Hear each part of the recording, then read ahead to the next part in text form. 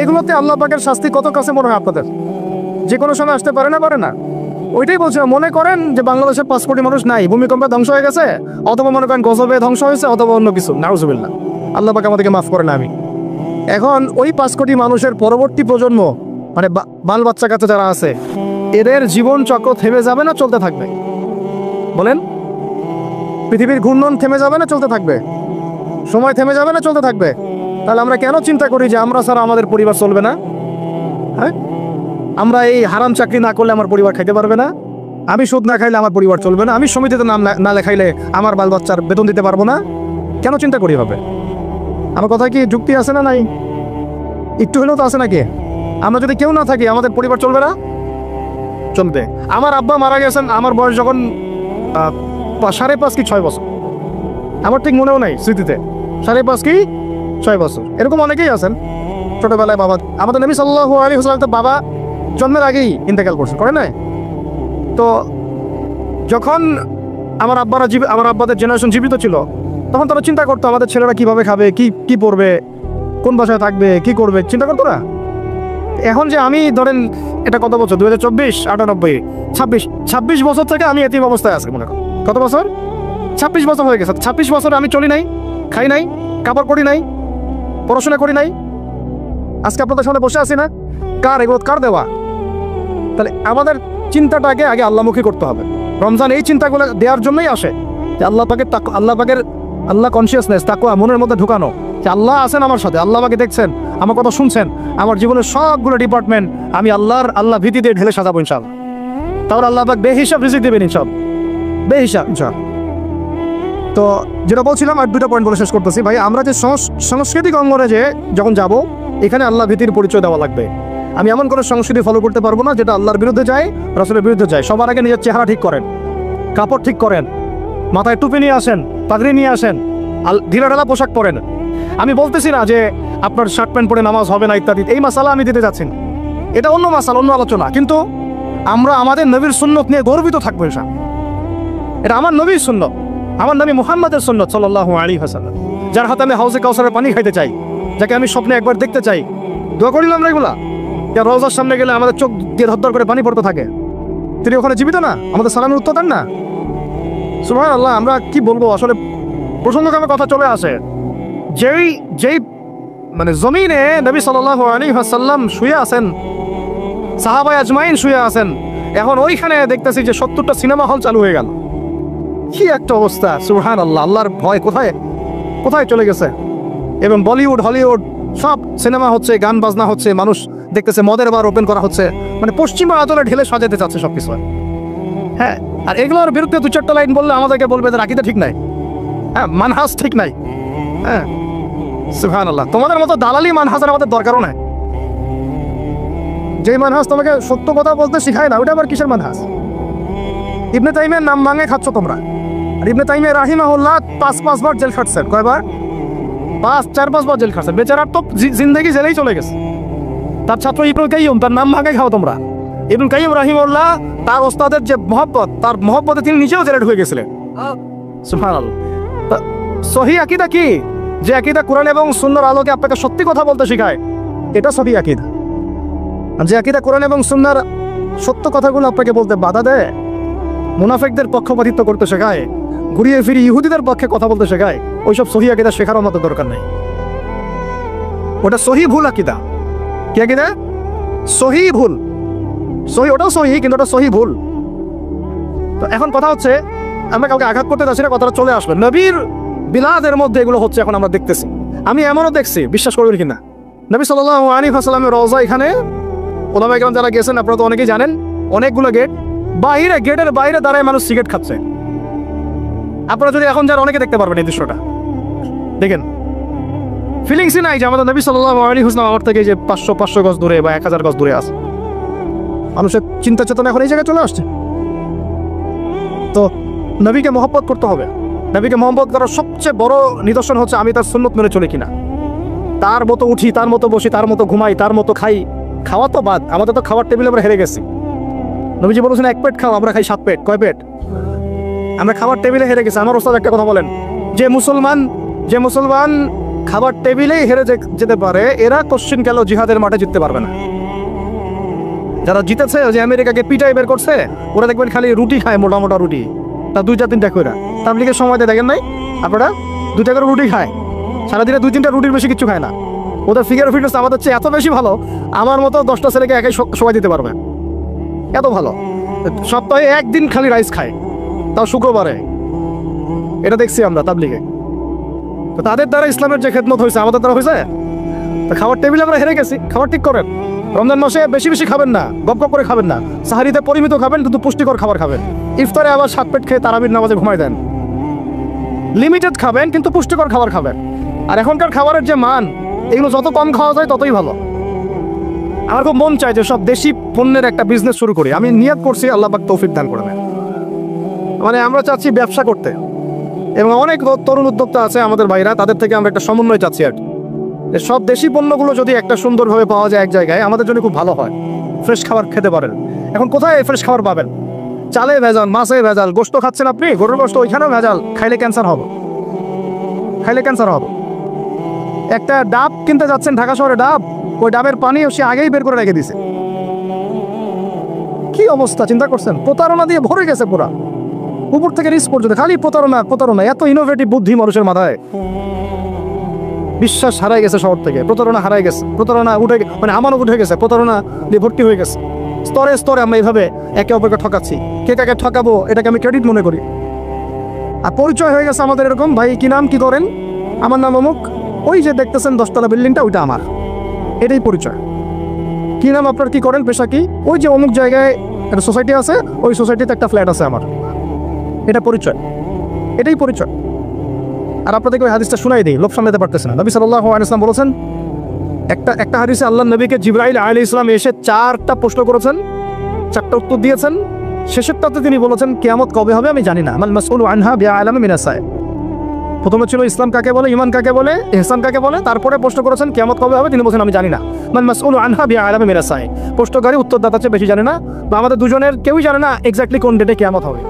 পঞ্চম প্রশ্ন তিনি করছেন আরেকবার, যে ফাখবিরনি আন নামারাতিহা, তাহলে কিছু মানে আলামত বলে দেন, কিয়ামতের কি বলে দেন, কিছু নিদর্শন বা আলামত বলে দেন। নবী সাল্লাল্লাহু আলাইহি ওয়াসাল্লাম এমন 2টা আলামত বলেছেন, যার সাথে বর্তমান বিশ্বের প্রত্যেকটা বড় বড় শহর মিলে যাবে, প্রত্যেকটা বড় বড় শহর, এমনকি আমাদের ঢাকাও। নবীজি বলছেন, শুনেন সাল্লাল্লাহু আলাইহি ওয়াসাল্লাম, তিনি বলছেন, ওয়ান তালিদা লাবাতু রাব্বাতুহা, যখন দেখবা যে দাসী তার মনিবকে জন্ম দিচ্ছে, দাসী তার মনিবকে জন্ম দিচ্ছে। অনেক ব্যাখ্যা হয়, ওলামায়ে কেরামের একটা ব্যাখ্যা বলা সবক শোনাই দিচ্ছি। ওলামায়ে কেরামের একটা সবক হচ্ছে, আন তালিদা লাবাতু রাব্বাতুহা, দাসী তার মনিবকে জন্ম দিচ্ছে মানে শেষ জামানায় সত্য হবে মিথ্যা, মিথ্যা হবে সত্য, ন্যায় হবে অন্যায়, অন্যায় হবে ন্যায়, হক হবে বাতিল, বাতিল হবে হক। মানে আমানতদার তাকে বলবে খেয়ানতকারী, খেয়ানতকারীকে বলবে আমানতদার, মানে উল্টায় যাবে মানদণ্ডটা। এটা হচ্ছে দাসী মনিবকে জন্ম দিচ্ছে, কারণ আসলে দাসী মনিবকে জন্ম দেয় না। আরেক শ্রেণী ওলামায়ে কেরাম তারা বলেছেন যে এর অর্থ হচ্ছে এমন যে পিতা মাতার সাথে দাস দাসীর মতো আচরণ করা, এটা একটা ব্যাখ্যা। এরপরে দেখেন এই আলামতটা মিলে যায় না আমাদের সোসাইটির সাথে, সমাজের সাথে, বিশ্বের সাথে, মানদণ্ড উল্টাই গেছে না। আরেকটা যেটা, এটা আপনার সামনে চোখ খুলে দিবে। দ্বিতীয়টা তিনি বলছেন, ওয়ান তারাল হুফাত আল উরাত আল আলাতা রিয়া শাই ইয়াতাতাওয়ালুনা ফিল বুনিয়ান, যখন তোমরা দেখবে, ঢাকাবাসী শুনেন, যখন তোমরা দেখবা সমাজের নগ্ন পদের, মানে স্যান্ডেল কেনার টাকা ছিল না, একদমই ভোকা ডাঙ্গা স্যান্ডেল কেনার টাকা, তাহলে কত মানে নিচেতে চিন্তা করেন, নগ্ন পদের নগ্ন দেহের, মানে দেহে কাপড় পরার টাকা ছিল না, অর্থ ছিল, সামর্থ্য ছিল না, এবং রাখাল ছিল, রিয়া শাই, পশুপালন করতো রাখাল। এরা ইয়াতাতাওয়ালুনা ফিল বুনিয়ান, এরা উঁচু উঁচু বিল্ডিং নির্মাণ করবে না, বরং উঁচু উঁচু বিল্ডিং নির্মাণের প্রতিযোগিতা করবে। বুঝতে পারি না। কিয়ামতের অন্যতম একটা নিদর্শন হচ্ছে, যাদের পায়ে স্যান্ডেল ছিল না, গায়ে কি ছিল না, কাপড় ছিল না, রিয়াশাহী রাখাল শ্রেণীর মানুষ ছিল, এরকম নিম্ন শ্রেণীর মানুষেরা উঁচু উঁচু বিল্ডিং নির্মাণের কি করবে, প্রতিযোগিতা। আপনার 10 আমার 15, আপনার 15 আমার 16, আপনার 4টা ফ্ল্যাট আমার 5টা, আপনার 2টা বাড়ি আমার গুলশান বনানী বাড়িধারা, এগুলো মিলে 4টা 5টা বাড়ি। ইয়াতাতাওয়ালুনা ফিল বুনিয়ান, কিন্তু শুরুতে দেখবেন এদের পায়ে কিছুই ছিল না, স্যান্ডেলও ছিল না, গায়ে কাপড়ও ছিল না। এটা কিয়ামতের অন্যতম শ্রেষ্ঠ একটা নিদর্শন, যেটার মধ্যে পুরো এই বিশ্বটা এখন ডুবে আছে। কিভাবে হালাল পথে এইরকম শ্রেণীর মানুষেরা এত উঁচু উঁচু বিল্ডিং নির্মাণের প্রতিযোগিতা করতে পারে কিভাবে সম্ভব? কিভাবে সম্ভব বলেন? আপনি দুজন কি এখন 50 তলা বিল্ডিং নির্মাণের প্রতিযোগিতা করতে পারবেন এখন এই অবস্থায়? এখন আমাদের কনক্লুশন শুনেন, এটা সম্ভব তিনটা মাধ্যমে। কটা মাধ্যম? এক, হয় অন্যের সম্পদ গুন্ডাগিরি করে, জুলুম করে, ওই মারামারি কাটাকাটি দাঙ্গা হাঙ্গামা করে দখল করতে হবে, জুলুম করে। এক, এটা হচ্ছে না, সমাজে হয় নাই, ভূমিদস্যু নাই, হরো দাপট দিয়ে সব দখল করে ফেলতেছে। পরকালে কোনো ভয়ই নাই, আল্লাহ পাক যে কাঁধের মধ্যে 7 তবক জমি চাপাই দিবে এটা ভয় নাই। মানে মানুষের আল্লাহ পাক আমাদেরকে হেদায়েত দান করে না। আমিন। মানুষের চিন্তা এখন এমন জায়গায় গেছে, লাস্ট টাইম আমি উত্তরবঙ্গে সফর করেছিলাম, ছেলে পেলে মানুষকে ঠকায় ভিসার প্রতারণা করে মানুষকে মানব পাচার করতেছে। এটা একটা চক্র ধরা পড়ছে। তো এই চক্রের একজনের সাথে আমাদের এক দিনী ভাইয়ের কোনোভাবে একটা মানে কথা হয়েছে, দাওয়াত দিচ্ছে। সে মসজিদে নামাজ পড়তে আসছে, জিজ্ঞাসা করছে কি করেন, বলছে আমরা এরকম ভিসা এগুলো ব্যবসা করি। তো বলছে এগুলো তো হারাম। তা আপনাকে আল্লাহকে ভয় করে না, ভয় লাগে না? বুঝছেন কথা? তাদের কথাটা এরকম, আমরা জানি ভাই আমরা জাহান্নামে যাবো, নাউজুবিল্লাহ। চিন্তা করছেন কথাটার লেভেলটা কি? আমরা তো জানি ভাই আমরা জাহান্নামে যাবো, মানে মেনেই নিছি আমরা, নাউজুবিল্লাহ মিন যালিক। তো এই অবস্থা চলে আসছে। এইভাবে মানুষের জমি দখল করে হতে পারে একটা পদ্ধতি। দুই হচ্ছে সুদের মাধ্যমে। কিসের মাধ্যমে? সুদের মাধ্যমে। এটা হচ্ছে একদম জাজল্যমান একটা মিসাল হতে পারে এই যুগের জন্য। এর মধ্য দিয়ে নগ্ন দেহের মানুষরা উঁচু উঁচু বিল্ডিং নির্মাণ করতে পারে। প্রত্যেকটা বড় বড় বিল্ডিং এর পিছনে ইটের পিছনে প্লাস্টারের পিছনে একেবারে রডের পিছনে সুদ আছে আর সুদ আছে। এমনকি আমি ধরেন যে একটা জায়গায় ভাড়া থাকি, ফ্ল্যাটে একটা ভাড়া থাকি, ওই ভাড়া তো আমাকে দিতে হচ্ছে না। ওই ভাড়া হয়তো দেখা যাবে ফ্ল্যাট মালিকরা যারা আছে ওরা নিয়ে ওদের সুদের লোন শোধ করতেছে। এটা সেই যুগ হয়ে গেল যে আমি সুদ থেকে বাঁচতে চাচ্ছি, কিন্তু কোনো না কোনোভাবে আমিও জড়াই যাচ্ছি। বুঝতে পারতেছি না মনে হয়? আপনি খাচ্ছেন না, কিন্তু আপনাকে আপনার রিজিককে পুঁজি করে আপনি সমর্থন করতেছেন, বা আপনাকে করতে হচ্ছে, বাধ্য হয়ে যাচ্ছেন।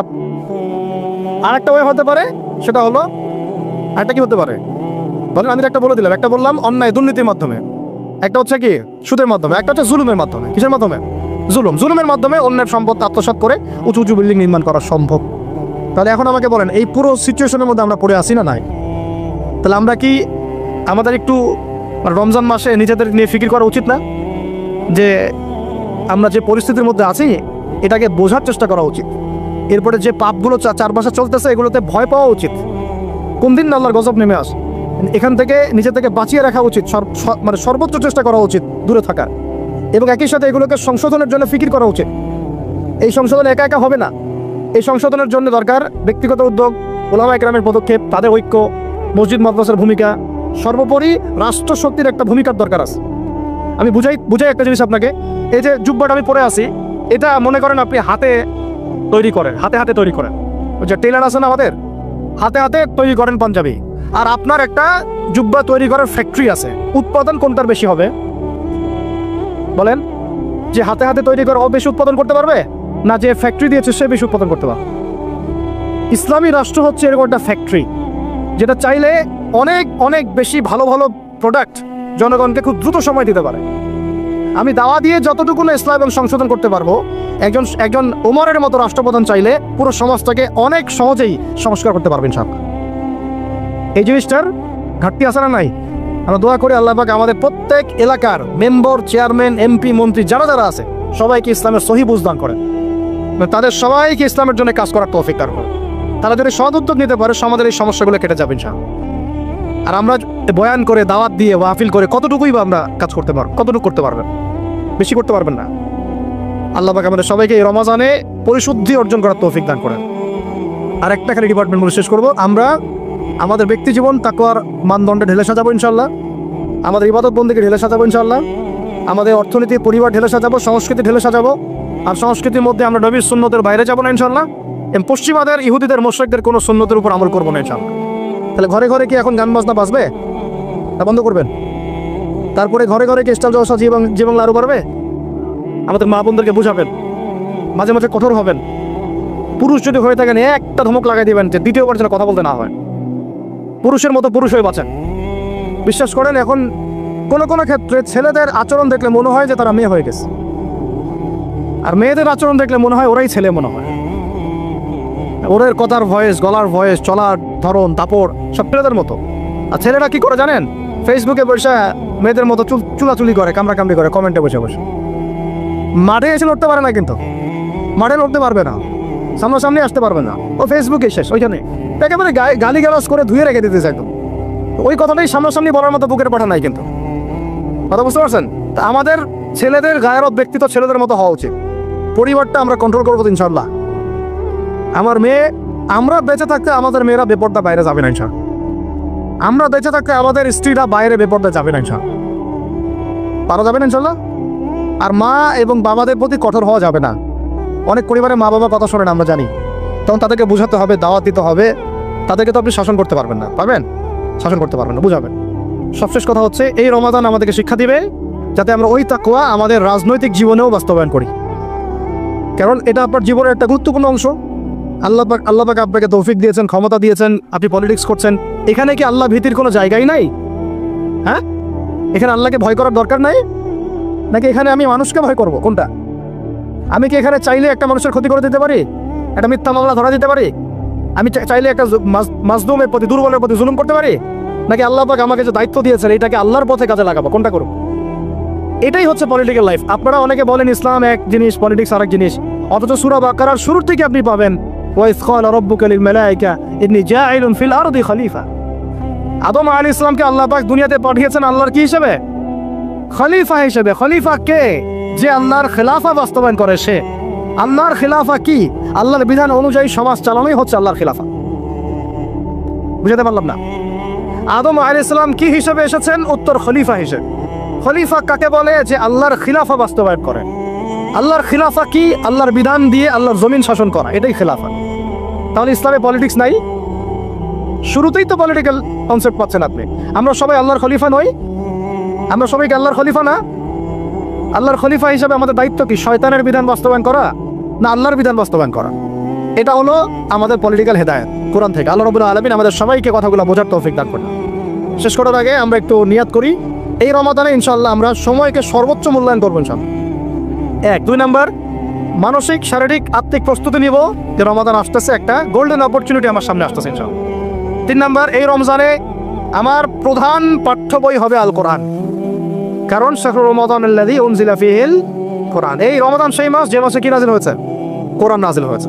তো আল্লাহ পাক আমাদের সবাইকে রমজান মাসে বেশি বেশি কোরআন তেলাওয়াত করার তৌফিক দান করেন, কোরআনের অর্থ পড়ার তৌফিক দান করেন, এর আদেশ মানার তৌফিক দান করেন, এর নিষেধ ছাড়ার তৌফিক দান করেন, কোরআনের দাওয়াত মানুষের কাছে পৌঁছানোর তৌফিক দান করেন এবং কোরআনের সমাজ বাস্তবায়নের তৌফিক দান করেন।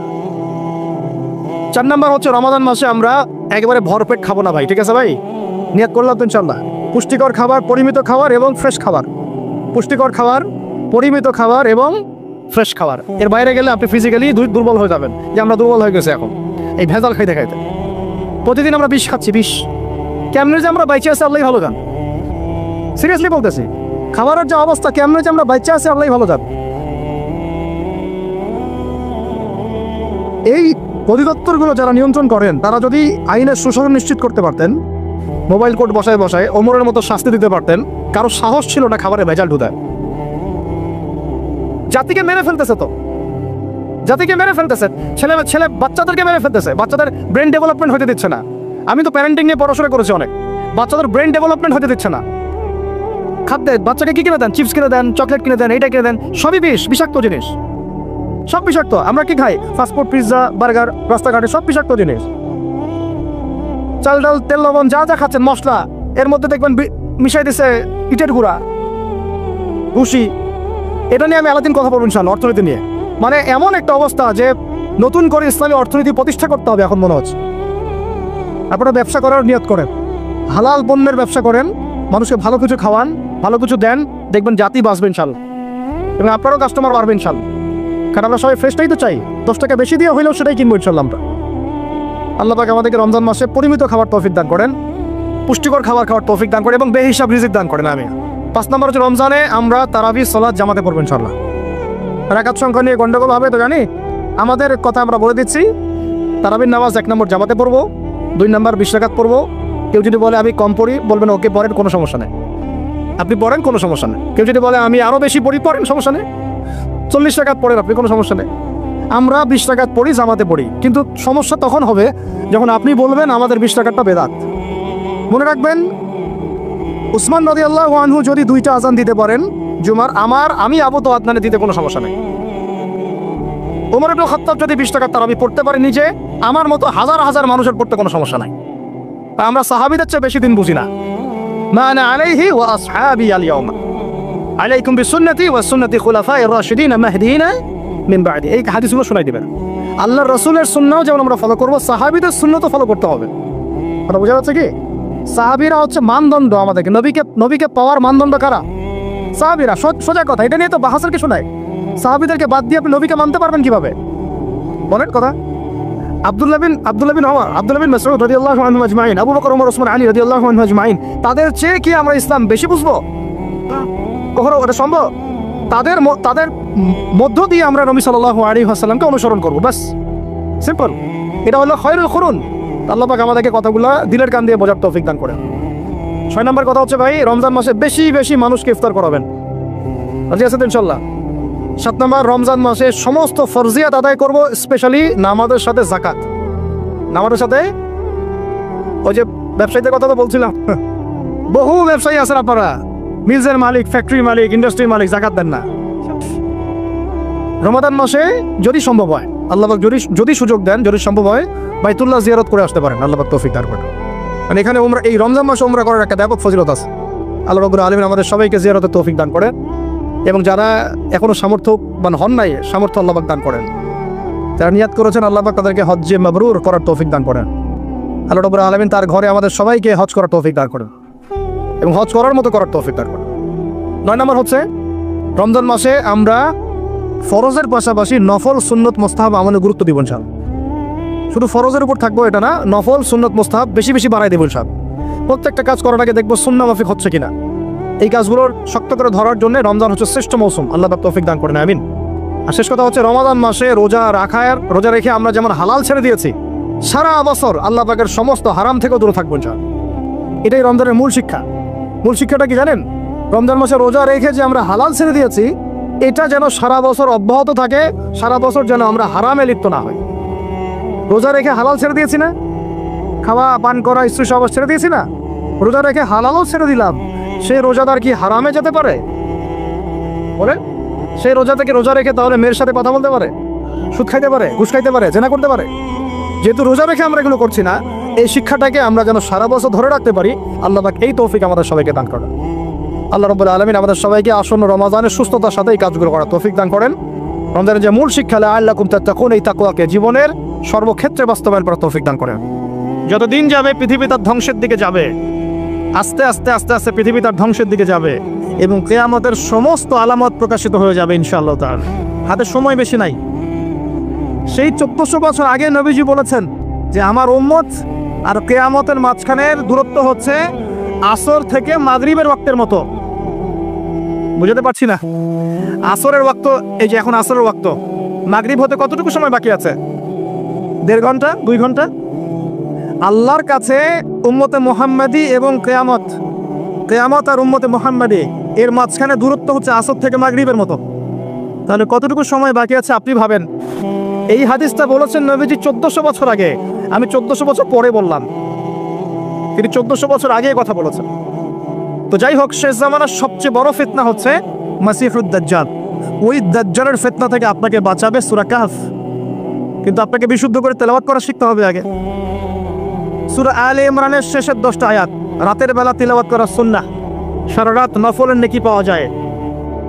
সূরাতুল কাফিরুন, কুল ইয়া আইয়ুহাল কাফিরুন, এই সূরাটা যদি কেউ ঘুমানোর সময় পাঠ করে, রাতে শোয়ার সময় পাঠ করে, আল্লাহ নবীজি বলছেন সেই ব্যক্তিকে আল্লাহ পাক শিরকের পাপ থেকে বাঁচাবে। কোন পাপ? শিরকের পাপ। আর আমি অনেক লেকচারে বলেছি যে প্রতি 1000-এ 999 জন মানুষ জাহান্নামে যাবে। প্রতি 1000-এ 999 জন মানুষ জাহান্নামে যাবে। তাদের আমল নামায় যে পাপটা থাকবে তার নাম হচ্ছে শিরক। কথায় শিরক, কাজে শিরক, বিশ্বাসে শিরক। আর এই শিরকে এখন আমরা হাবুডুবু খাচ্ছি। মুসলিমরা বিশ্বাস করে আল্লাহ ছাড়া অন্য কেউ সন্তান দিতে পারে। বিশ্বাস করে না? বিশ্বাস করে। মানুষ এখন বিশ্বাস করে আল্লাহ ছাড়া অন্য কেউ মহাবিশ্ব সৃষ্টি করেছে, বা মহাবিশ্ব এমনি এমনি সৃষ্টি হয়েছে বিগ ব্যাং এর মাধ্যমে, আল্লাহ সৃষ্টি করে নাই। মানুষ মনে করে জমিনে মানুষের বিধান চলবে, আল্লাহর বিধান জাদুঘরে থাকবে, এটা মানুষ মনে করে। মানুষ মনে করে মানুষ আল্লাহর হালালকে হারাম করতে পারে, আল্লাহর হারামকে হালালও করতে পারে। এটা মানুষের স্বাধীনতা, বাক স্বাধীনতা, ব্যক্তি স্বাধীনতা। মানুষ মনে করে যে আল্লাহ ছাড়া অন্য কাউকে সেজদা করা যায়, আল্লাহ ছাড়া অন্য কেউ সন্তান দিতে পারে, আল্লাহ ছাড়া অন্য কেউ ভালো মন্দের মালিক, জীবন মৃত্যুর মালিক, কল্যাণ অকল্যাণের মালিক। মানুষ এগুলো মনে করে। মানুষ এখন শিরকে হাবুডুবু খাচ্ছে, বিশ্বাসে শিরিক করে, কথায় শিরিক করে, অথবা কাজে শিরিক করে। মুসলিমরা আল্লাহ ছাড়া অন্য কাউকে সেজদা করে না, মুসলিমরা কবরে সেজদা করে না, মাজারে সেজদা করে না, মুসলিমরা কবরকে কেন্দ্র করে তাওয়াফ করে না, মুসলিমরা হাতে সুতা বালা পরে না, মুসলিমরা হাতে আংটি পরছে এবং মনে করছে যে এই আংটি ওকে রোগ থেকে বাঁচাবে, এই সুতা ওকে রোগ থেকে বাঁচাবে। মুসলিমরা চন্দ্র সূর্য গ্রহ নক্ষত্রের কাছ থেকে কল্যাণ কামনা করে। মুসলিমরা মনে করে যে মানুষ আগামীকালকের আবহাওয়া বলতে পারে। মুসলিমরা রাশি চক্রে বিশ্বাস করে। মুসলিমরা টিয়া পাখির কথায় বিশ্বাস করে। দেখেন রাস্তার পাশে টিয়া পাখি বসে আছে, ভাগ্য গণনা করছে। এগুলো মুসলিমরা করে। শিরকের শেষ নাই। আমি একটা বইয়ের নাম বলি মাঝে মাঝেই, বইটার নাম হচ্ছে কিতাবুত তাওহীদ। কি নাম? কিতাবুত তাওহীদ। এই বইটা বাসায় কিনেন, দেখবেন শিরিক কত প্রকার, কি কি সব কিছু লেখা আছে এখানে, এবং কতভাবে আমরা শিরিক করি এটা লেখা আছে এখানে। বাঁচবেন কিভাবে সেটাও লেখা আছে। যাই হোক, সূরাতুল কাফিরুন যে ব্যক্তি শোয়ার সময় পড়বে, আল্লাহ পাক তাকে শিরকের পাপ থেকে বাঁচিয়ে রাখবেন ইনশাআল্লাহ তাআলা। আল্লাহ পাক শিরকের একটা গোপন পাপ আছে, গোপন শিরক, রিয়া, মানুষকে দেখানোর জন্য আমল করা, লোক দেখানো আমল। এটা থেকেও আল্লাহ পাক বাঁচাবে সেই ব্যক্তিকে, যে ব্যক্তি সূরা কাফিরুন রাতের বেলা তেলাওয়াত করবে ঘুমানোর সময় ইনশাআল্লাহ তাআলা। আর অনেক সূরা আছে। কারো যদি চোখ লাগা, বদনজর, জিন ঘটিত কোনো সমস্যা হয়, সূরা জিনের প্রথম 10টা আয়াত পরে দম করে ফু দিবেন, দেখবেন ইনশাআল্লাহ রোগী ভালো হয়ে গেছে ইনশাআল্লাহ। কারো যে কোনো অসুস্থতা থাকলে চিকিৎসা করবেন, ওষুধপত্র খাবেন, সব ঠিক আছে। তার আগে সূরা ফাতিহা পড়বেন। সূরা ফাতিহা পড়ে নিজের গায়ে দম করবেন, পানিতে দম করে খাবেন, দেখবেন সূরা ফাতিহার মধ্যে শিফা আছে। সূরা ফাতিহার মধ্যে শিফা আছে। এই সূরা আরেকটা নাম হচ্ছে আয়াতুশ শিফা। এই সূরার মধ্যে শিফা আছে, আরোগ্য আছে, আর অনেক আয়াত আছে। এগুলো বলতে গেলে সময় শেষ হয়ে যাবে। প্রথম যে কাজ আমাদের, সেটা হলো আল কোরআনকে বিশুদ্ধ করে পড়তে শেখা। আমার কথা কি বুঝতে পারছেন? যারা পড়া শিখেছেন আবার পড়া শেখেন। কারণ কি আমি বললাম, আপনার অক্ষরের পার্থক্যের কারণে, মদ মাখরাজের পার্থক্যের কারণে, তাজবিদের নিয়মের ভুল ত্রুটির কারণে অর্থ পরিবর্তন হয়ে যেতে পারে। তখন সারাটা জীবন আপনি ভুল পড়ে যাবেন। আর আমি এটা আপনাকে হলফ করে বলতে পারি যে আপনি কোরআন যতটুকু তেলাওয়াত করছেন এবং নামাজে যে আরবিগুলো পড়ছেন, এগুলোর মধ্যে অনেক ভুল ভ্রান্তি আছে, আপনি জানেন না। যদি আপনি কোনো আলেমের কাছে যান, তাকে শোনান, তিনি আপনার ভুল ধরাতে পারবেন। অতএব আবার বিশুদ্ধ করে পড়া শেখেন। আল্লাহ পাক তৌফিক দান করুন। নবীজি বলেছেন সাল্লাল্লাহু আলাইহি ওয়াসাল্লাম, মান ক্বারা হারফাম মিন কিতাবিল্লাহি ফালাহু হাসানা। কেউ যদি একটা হরফ তেলাওয়াত করে কোরআনের, তার নেকি হবে কত নেকি? আল হাসানাতু কাশরি আমসালিহা। এক নেকি 10 দিয়ে গুণ করা হবে। অর্থাৎ একটা হরফ তেলাওয়াত করলে 10 নেকি হবে ইনশাআল্লাহ। আলিফ লাম মিম পড়লে 10 নেকি হয় না, আলিফ লাম মিম পড়লে 30 নেকি হয়। কারণ আলিফ একটা হরফ, লাম একটা হরফ, মিম একটা হরফ। আপনি কি জানেন কোরআনে কতগুলো হরফ আছে? আল কোরআনে 600টা পৃষ্ঠা আছে। কত পৃষ্ঠা? একটা হাফেজি কোরআনে 600 পৃষ্ঠা থাকে। প্রত্যেক 20 পৃষ্ঠায় একটা করে পারা শেষ হয়। প্রত্যেকটা পৃষ্ঠার মধ্যে 15টা করে লাইন থাকে। কয়টা লাইন থাকে? 15টা লাইন থাকে। প্রত্যেকটা লাইনের মধ্যে 9টা করে গড়ের শব্দ থাকে। গড়ে 9টা করে শব্দ থাকে। এক পৃষ্ঠায় দেখবেন 134 বা 135টা শব্দ থাকবে। এখন 600কে আপনি 135 দিয়ে গুণ করলে দেখবেন আল কোরআনে 77,800টা শব্দ আছে। 77,800টা শব্দ আছে, মানে প্রায় 78,000 শব্দ আছে। এটা হলো শব্দের কথা বললাম। এই শব্দগুলো সব নতুন শব্দ নয়, এগুলো বের হয়েছে মাত্র 4 থেকে 4,500 শব্দ থেকে। মাত্র 4 থেকে 4,500 শব্দ থেকে। এই শব্দগুলো আবার 3 ভাগে ভাগ করা যায়। এক ভাগ হচ্ছে নাউন্স। নাউন্স তো বোঝেন, বিশেষ্য, যেগুলোকে আমরা ইসম বলি। যেমন আল্লাহ, মুহাম্মদ, জিবরিল, মিকাল, ইব্রাহিম, ইসমাইল, এগুলো নাউন মানে বিশেষ্য। একগুলো আছে ফেল বা ক্রিয়াপদ, যেমন না'বুদু, নাস্তাইন, নাতরুকু, ইয়ামালুন, ইয়াফআলুন ইত্যাদি। অনেকগুলো আছে ফেল মানে ক্রিয়া। এই ফেলগুলোই মূল জিনিস, এগুলো ভার্বস। এগুলো 2 ভাগে ভাগ করা যায়, ফেলে মাজি এবং ফেলে মুদারে, অতীতকাল এবং বর্তমান ভবিষ্যৎকাল। আরেকগুলো আছে হরফ বা অব্যয়। এগুলোকে আমরা ইংরেজিতে বলি প্রোনাউন্স বা প্রিপোজিশন বা কনজাংশন, ইন্টারজেকশন, এগুলো সব কিছু মিলেই হরফ। এই অল্প কিছু শব্দ থেকে কোরআনের ৭৮,০০০ শব্দ বের হয়েছে। কোরআনের যদি কেউ ৪০০ থেকে ৫০০টা মাজদার জানে, মাত্র ৪০০ থেকে ৫০০টা মাজদার, ইনশাআল্লাহ তাআলা সে কোরআনের ৭০% অনুবাদ করতে পারবে ইনশাআল্লাহ। কথা কি বুঝতে পারছেন? হয়তো কিছু বুঝতে পারছেন না। মাত্র ৪০০ থেকে ৫০০টা মাজদার, মূল ওয়ার্ড, রুট ওয়ার্ড কেউ যদি জানে, এবং এই একটা শব্দ থেকে অনেকগুলো শব্দ তৈরি করার ট্রান্সফরমেশন পদ্ধতি আছে, একটা আরবি ব্যাকরণ একটা পদ্ধতি আছে, যে একটা শব্দ থেকে আপনি অনেকগুলো শব্দ তৈরি করতে পারবেন। আরবিতে এরকম পদ্ধতি আছে। এই পদ্ধতিটা যদি সে জানে এবং এই সিনোনিমসগুলো, ভোকাবুলারিগুলো মনে রাখতে পারে, মাজদারগুলো মনে রাখতে পারে, ইসিমগুলো মনে রাখতে পারে, হরফের ব্যবহারগুলো জানে, সে করতে পারবে ইনশাআল্লাহ।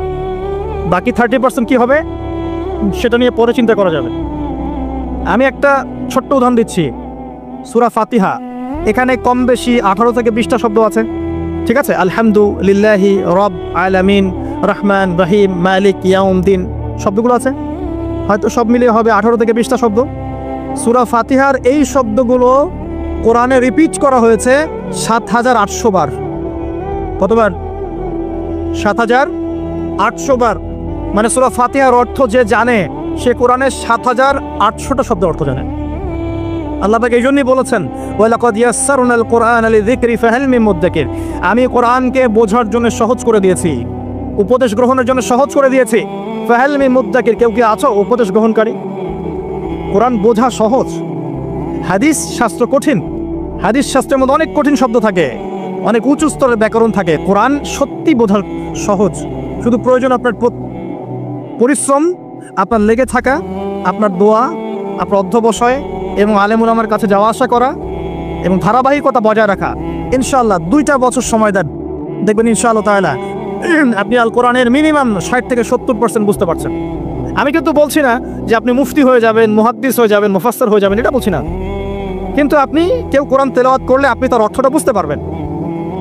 আসুন কোরআনকে সময় দিন। রমাদান মাসে প্রথমে তেলাওয়াত করা শিখুন। প্রত্যেক হরফে 10টা করে নেকি পাবেন। এই যে বললাম ৭৮,০০০ শব্দ, তাহলে অক্ষর কত লাখ আছে আপনি চিন্তা করেন।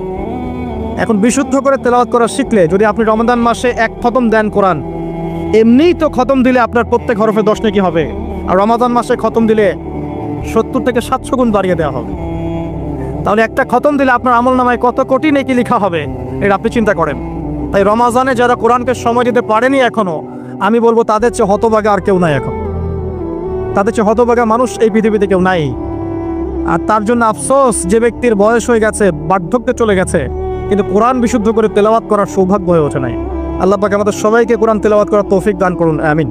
প্রত্যেক মাসে একটা করে খতম দেওয়ার তৌফিক দান করুন, প্রত্যেক দিন এক পারা করে পড়ার তৌফিক দান করুন, এবং কোরআন অর্থ বোঝার তৌফিক দান করুন, আমিন। কোরআন তেলাওয়াত করা শেখার পরে কি করবেন? কিছু অংশ হিফজ করবেন, কিছু অংশ মুখস্থ করবেন। যারা পুরো মুখস্থ করে তাদেরকে আমরা বলি হাফেজে কোরআন, তাই তো? আমরা যারা হাফেজ হতে পারি নাই, আমাদের বাচ্চা থেকে হাফেজ বানানো যায় না? আমার ছেলে, আমার মেয়ে, আপনার ছেলে, আপনার মেয়ে হাফেজ হতে পারে না? আর আমরা সারা জীবনে কত শত বই মুখস্থ করেছি। কেমিস্ট্রির ওই যে পর্যায় সারণী আপনার মুখস্থ, ফিজিক্সের সূত্রগুলো মুখস্থ, এই যে হায়ার ম্যাথের কঠিন কঠিন সূত্র মুখস্থ, ইকোনমিক্স মুখস্থ। আপনার বিসিএস কোচিং করছেন, আপনি কোন সাহিত্য কে লিখেছে, কোন কবিতা কে লিখেছে, কোন কবির জন্ম কবে, মৃত্যু কবে, সব মুখস্থ, তাই না? আমরাও তো পড়েছি এগুলা। তো এগুলো মুখস্থ করায় না? কত গল্প, প্যারাগ্রাফ রচনা আপনি মুখস্থ করেছেন। কোরআন 600 পৃষ্ঠার একটা কিতাব, আপনি মুখস্থ করতে পারবেন না, এটা কিন্তু বিশ্বাসযোগ্য কথা নয়। বরং পৃথিবীর কোনো বই মানুষ হুবাহু বলতে পারে না কোরআন ছাড়া। বেদ মানুষ কি মুখস্থ বলতে পারে? বাইবেল মানুষ মুখস্থ বলতে পারে? জাবুর, ইনজিল মানুষ মুখস্থ বলতে পারে? কোরআন ছাড়া কোনো কিতাবই মানুষ মুখস্থ বলতে পারে না। কিন্তু কোরআন, আজকে যদি কোরআন পৃথিবী থেকে মুছে ফেলা হয়, মানে পৃথিবী থেকে সমস্ত কোরআনের কপি যদি আজকে মুছে ফেলা হয়, কালকে দেখবেন আগামীকাল কোরআনের হাফেজরা কোরআন আবার লিখে ফেলবে ইনশাআল্লাহ। এটাই কোরআন। ইন্না নাহনু নাযালনা যিকরা ওয়া ইন্না লাহু লাহাফিজুন। আমি এই কোরআন, এই জিকির নাজিল করেছি, আর আমি আল্লাহ এর হেফাজত করব। আল্লাহ পাক দায়িত্ব নিয়েছেন। অতএব আমরা হাফেজ হওয়ার চেষ্টা করি। এখন কথা হচ্ছে, আমরা সবাই তো আর 30 পারা হাফেজ হতে পারবো না, তাই তো? তাহলে আমি কিছু ইম্পর্টেন্ট সূরা বলছি, কিছু ইম্পর্টেন্ট সূরা, ইম্পর্টেন্ট আয়াত, এগুলো সবাই মুখস্থ করবেন, পারবেন?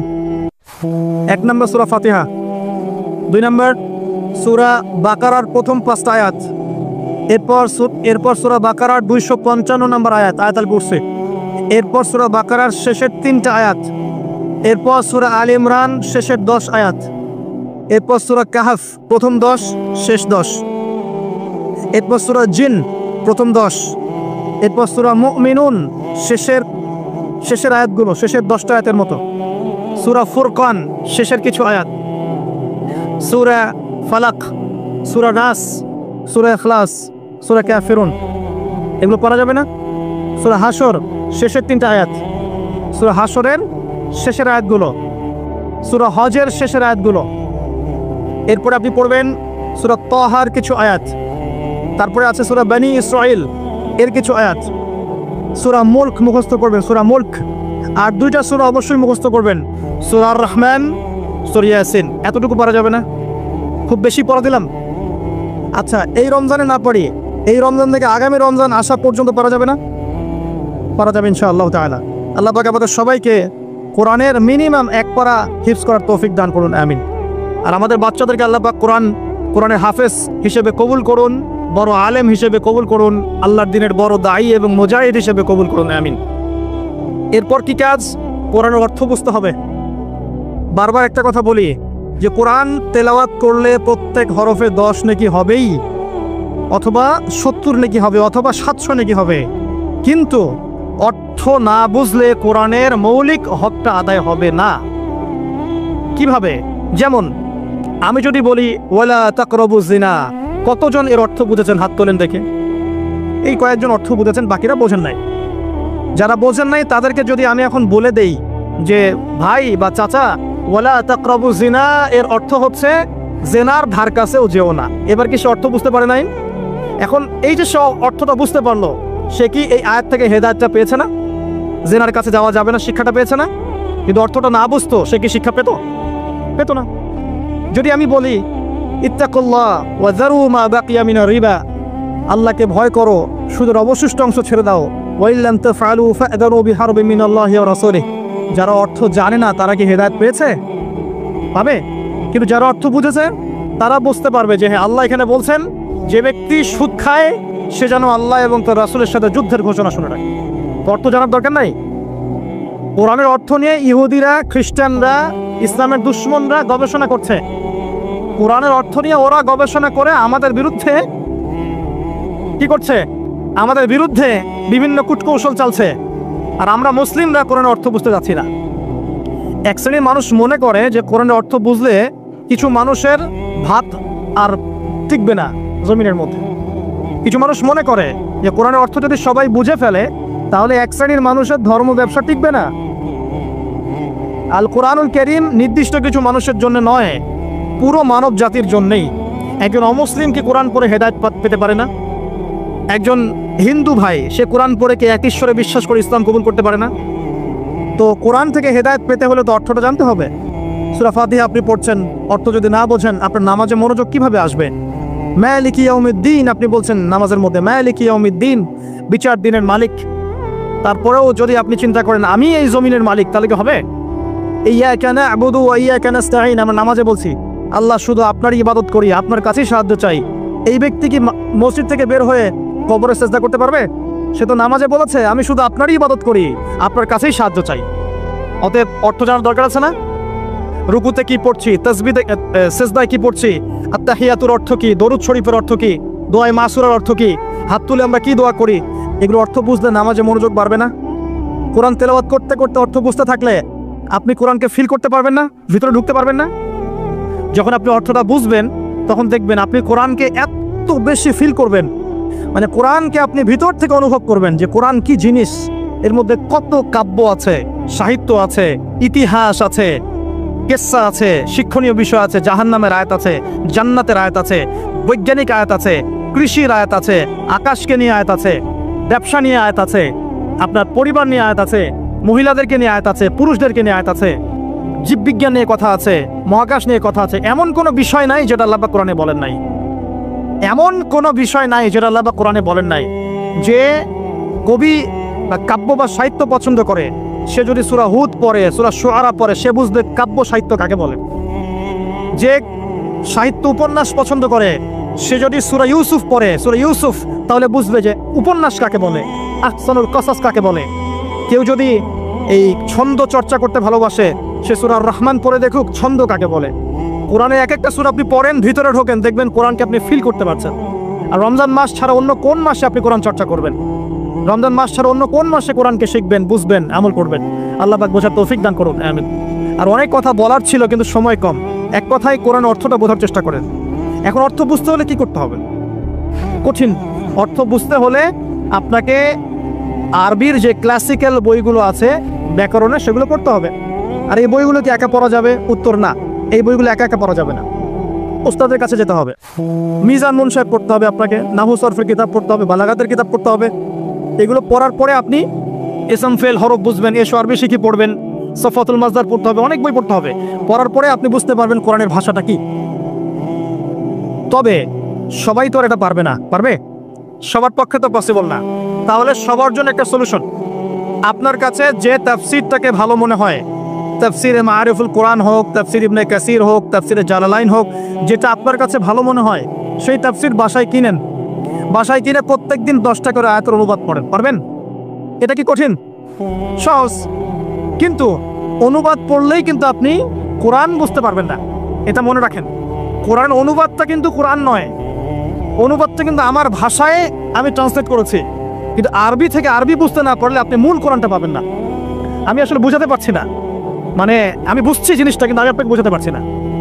আরবি এই যে আপনার মনে করেন ওয়াদ্দুহা ওয়াল লাইলি ইযা সাজা মা ওয়াদ্দাআকা রাব্বুকা ওয়া মা ক্বালা ওয়ালাল আখিরাতু খায়রুল লাকা মিনাল উলা ওয়ালা সাওফা ইউ'তিকা রাব্বুকা ফাতারদা আলাম ইয়াজিদকা ইয়াতীমান ফাআওয়া ওয়া ওয়াজাদাকা দাল্লান ফাহাদা ওয়া ওয়াজাদাকা আইলান ফাআগনা فأما اليتيم فلا تقهر وأما السائل فلا تنهر وأما بنعمة ربك فحدث। এই যে আমি একটা সূরা তেলাওয়াত করলাম, আমি আরবি থেকে আরবি বুঝতে পেরেছি, আমি আরবি থেকে আরবি বুঝতে পারছি এটার, কিন্তু এর অর্থটা পড়লে আপনি আরবির ভিতরে ঢুকতে পারবেন না।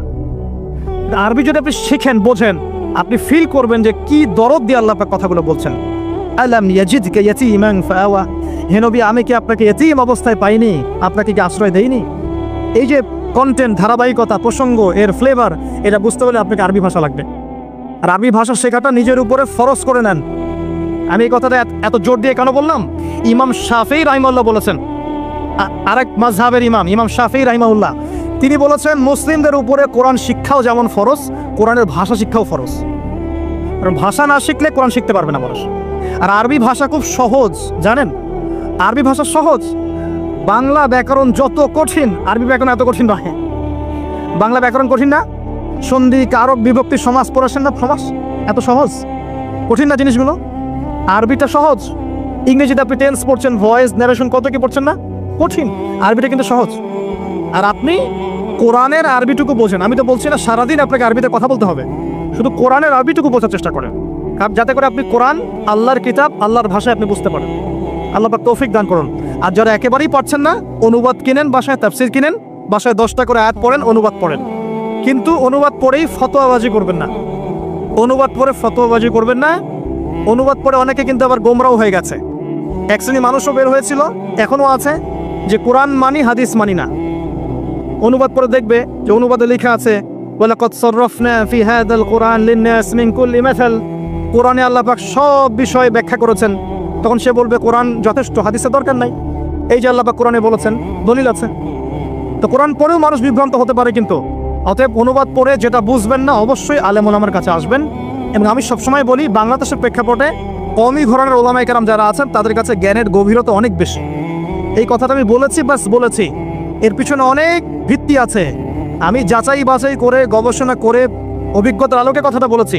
হুট করে আপনার বুঝে নাও আসতে পারে, কিন্তু কওমি ঘরানার ওলামায়ে কেরাম যারা আছেন তাদের মাঝে কিছু কিছু বিষয় ত্রুটি বিচ্যুতি থাকতে পারে, কিন্তু উসুলের জ্ঞান, আরবি ভাষার জ্ঞান, তাফসীরের জ্ঞান, হাদিসের জ্ঞান, এমনকি মারিফাত, এই বিষয়গুলো তাদের মধ্যে অনেক বেশি আছে। এই জন্য আমি তাদের কথা বলি গর্বের সাথে যে আলহামদুলিল্লাহ বাংলাদেশে আল্লাহ পাক এই শ্রেণীর ওলামায়ে কেরামকে দিয়ে ধন্য করেছেন। তাদের কাছে যান, তাদের কাছে গিয়ে পড়াশোনা শেখেন, সোহবতে যান। যেটা বুঝবেন না আপনি জিজ্ঞাসা করেন, নিজে ফতোয়া দেওয়ার চেষ্টা করবেন না। আল্লাহ পাক বোঝার তৌফিক দান করুন, আমিন। আমি শেষ করছি আর 10 মিনিটের মধ্যে ইনশাআল্লাহ। তো 3টা কাজ আমরা শিখলাম। রমজান মাস কোরআন নাজিলের মাস, এই মাসে কোরআন শিখতে হবে 1 নাম্বার। যারা তেলাওয়াত করতে জানি না অবশ্যই তেলাওয়াত করা শিখবো, যারা জানি আবারও শিখবো ইনশাআল্লাহ। 2 নাম্বার, আমাদেরকে অবশ্যই কিছু অংশ মুখস্থ করতে হবে। যদি পুরো অংশ মুখস্থ করতে নাও পারি, কিছু কিছু সূরা আয়াত বলেছি এগুলো মুখস্থ করবেন ইনশাআল্লাহ তাআলা। 3 নাম্বার, অবশ্যই কোরআনের অর্থ বোঝার চেষ্টা করবেন, আরবি ভাষা শিখবেন, না পারলে তাফসীর কিনে পড়বেন, ওলামায়ে কেরামের কাছে গিয়ে জিজ্ঞাসা করে জেনে নেবেন, সব বিষয়ে নিজে ফতোয়া দিতে যাবেন না। 4 নাম্বার, রমজান মাস শুধু কোরআন শিক্ষা এবং বোঝার মাস নয়, মানুষকে শেখানোরও মাস। যারা কোরআন আমরা জানি বুঝি অন্যকে শেখাতে হবে। মসজিদ ভিত্তিক কোরআন শেখানোর ক্লাস চালু করতে হবে, মাদ্রাসা ভিত্তিক চালু করতে হবে, অনলাইনে চালু করতে হবে, অফলাইনে চালু করতে হবে, এবং রমজানের শিক্ষাটাকে সারা বছর ধরে রাখতে হবে। সারা বছর কোরআনের কোর্সগুলো যেন চালু থাকে মসজিদে, মাদ্রাসায়, আমাদের এলাকা ভিত্তিক বা অনলাইনে অফলাইনে কোরআনের কোর্স যেন চালু থাকে। তাহলে কি হবে, সারাটা জীবন সারাটা বছর কোরআন কেন্দ্রিক সময় কাটাতে পারবো ইনশাআল্লাহ তাআলা। আপনি বিশ্বাস করেন কোরআন আপনার সবচেয়ে সেরা বন্ধু হবে ইনশাআল্লাহ। আপনি কোরআন নিয়মিত তেলাওয়াত করেন, একদিন যদি তেলাওয়াত না করেন ওই দিন মনের মধ্যে আপনার অস্থিরতা তৈরি হবে।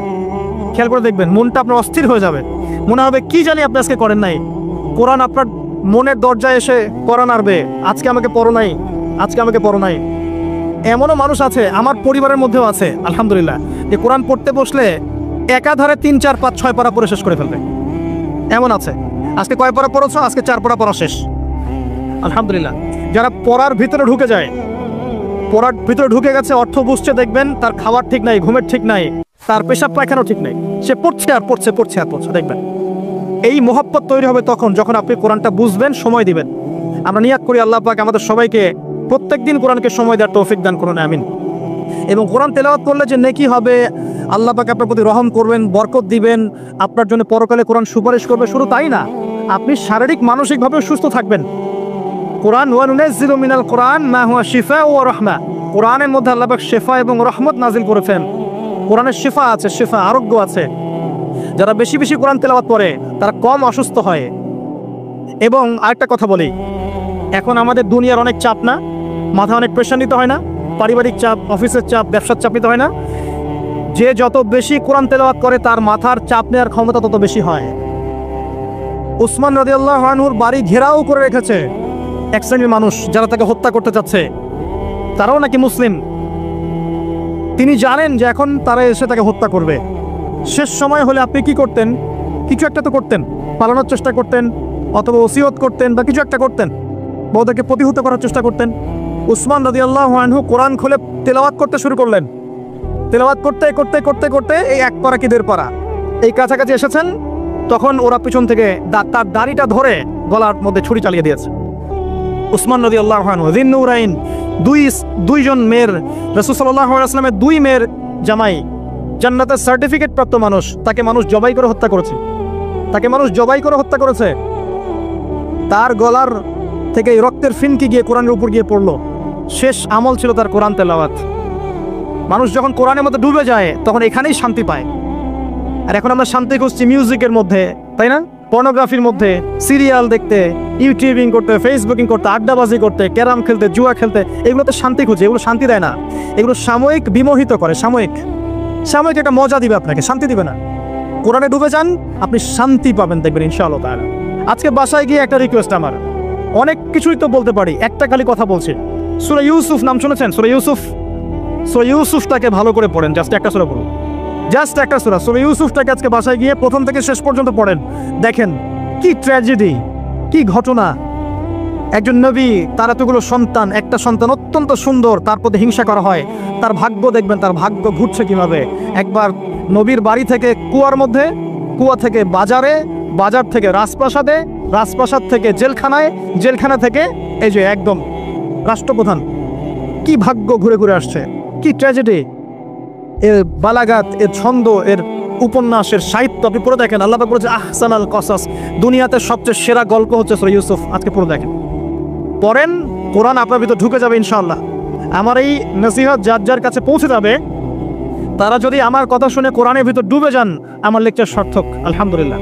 এটাই চাচ্ছি, আপনারা কোরআন কেন্দ্রিক সময় দেন। অনেক বড় বড় স্লোগান দিয়ে কোনো লাভ নাই যে আল্লাহর জমিনে আল্লাহর দিন কায়েম করতে হবে ইত্যাদি ইত্যাদি। যতক্ষণ পর্যন্ত প্রত্যেক ঘরে ঘরে কোরআনওয়ালা মানুষ তৈরি না হবে, যতক্ষণ পর্যন্ত আমরা সবাই কোরআনের হকগুলো আদায় না করব, এবং কোরআনের আলোকে জীবন না করছি, ততক্ষণ স্লোগান দিয়ে আইওয়াস শোডাউন করে কোনো লাভ নাই। লাভ আছে? প্রত্যেক ঘরে ঘরে কোরআন বলা মানুষ তৈরি করতে হবে। আমি আমার আলোচনা শেষ করছি, আর কয়েকটা কথা বলে শেষ করছি। সেটা হলো যে এই বিষয়গুলোর পাশাপাশি আমাদেরকে কোরআনের আদেশগুলো মেনে চলার চেষ্টা করতে হবে। শুধু জানবো কিন্তু আমল করবো না, এমনটা করলে চলবে না। জানিয়ে বুঝিয়ে আমলও করতে হবে। কোরআনের আদেশ কেমন? আল্লাহর সাথে শিরিক করা যাবে না, তাওহীদে থাকতে হবে, 5 ওয়াক্ত নামাজ পড়তে হবে, আপনার নিসাব পরিমাণ সম্পদ হলে যাকাত দিতে হবে, রমজান মাসে সওম রাখবেন, সামর্থ্য হলে হজ করবেন, প্রতিবেশীর খোঁজ নেবেন, আত্মীয়তার সম্পর্ক বজায় রাখবেন, পিতামাতার খেদমত করবেন ইত্যাদি। সত্যবাদিতার পরিচয় দিবেন, সবসময় সত্য কথা বলবেন, ন্যায়ের পথে থাকবেন। এই যে কথাগুলো কোরআনে আছে না, এই কথাগুলো কিন্তু আগেকার ধর্মগ্রন্থের মধ্যেও ছিল না? ছিল। এইগুলো কিন্তু অসাম্প্রদায়িক কথা, এগুলো সাম্প্রদায়িক কোনো কথা নয়। প্রত্যেক ধর্মগ্রন্থে এই কথাগুলো ছিল। সত্য কথা বলতে হবে, পিতামাতার খেদমত করতে হবে, মানুষের সাথে ভালো আচরণ করতে হবে, সব ধর্মগ্রন্থে ছিল। এগুলো কোরআনেও আল্লাহ পাক আবার নাজিল করেছেন। কি জন্যে? যাতে করে আমরা আমল করতে পারি। আল্লাহ পাক আমাদেরকে আমল করার তৌফিক দান করুন, আমিন। একই সাথে কোরআনের যত নিষেধ আছে এই নিষেধগুলো বর্জন করতে হবে। শুধু আমল করব, নিষেধ ছাড়বো না, এমনটা হবে না। এমনটা করলে হবে? নিষেধও বর্জন করতে হবে। আপনি নামাজ পড়ছেন, আলহামদুলিল্লাহ, সুদটাও ছেড়ে দেন। আপনি যাকাত দিচ্ছেন, আলহামদুলিল্লাহ, ঘুষ নিয়েন না। আপনি হজ করছেন, উমরা করছেন, মাশাআল্লাহ। আপনি দুর্নীতি করেন না, মাপে কম দিয়েন না, সিন্ডিকেট করেন না, অন্যের সম্পদ আত্মসাৎ করেন না, জনগণের প্রতি জুলুম করেন না। আল্লাহ পাক আপনাকে তৌফিক দান করুন, আমিন। আদেশ মানছেন, মানেন, আলহামদুলিল্লাহ। একই সাথে নিষেধগুলোকে বর্জন করেন, আল্লাহ পাক তৌফিক ইনায়াত করুন, আমিন।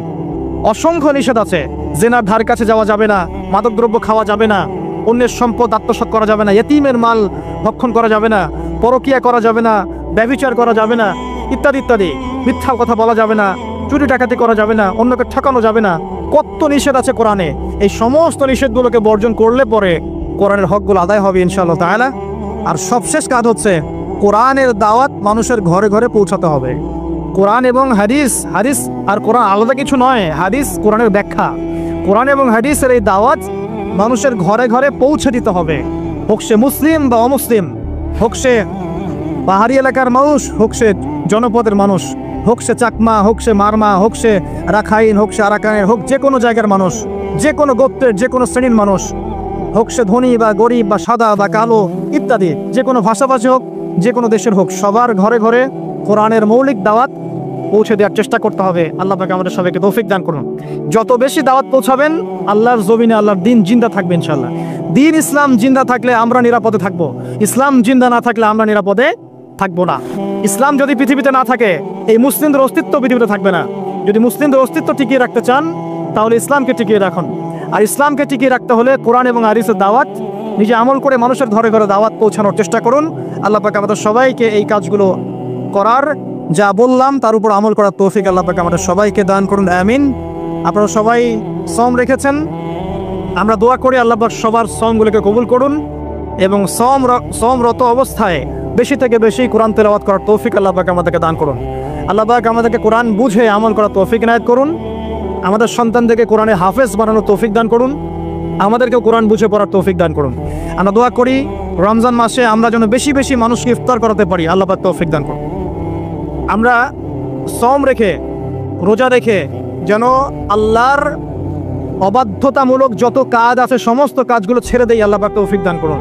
রমজান রোজা রেখে যেন আমরা মিথ্যা কথা না বলি, গীবত না করি, মানুষের বদনাম না করি, তোহমত না দেই, মাপে কম না দেই, ইচ্ছা করে বাজারে সিন্ডিকেট না তৈরি করি, অন্যের সম্পদ আত্মসাৎ না করি, কাউকে কষ্ট না দেই। রমজানের সওম রেখে যাবতীয় পাপাচার ছেড়ে দিতে পারি, আল্লাহ পাক আমাদের সবাইকে তৌফিক ইনায়াত করুন।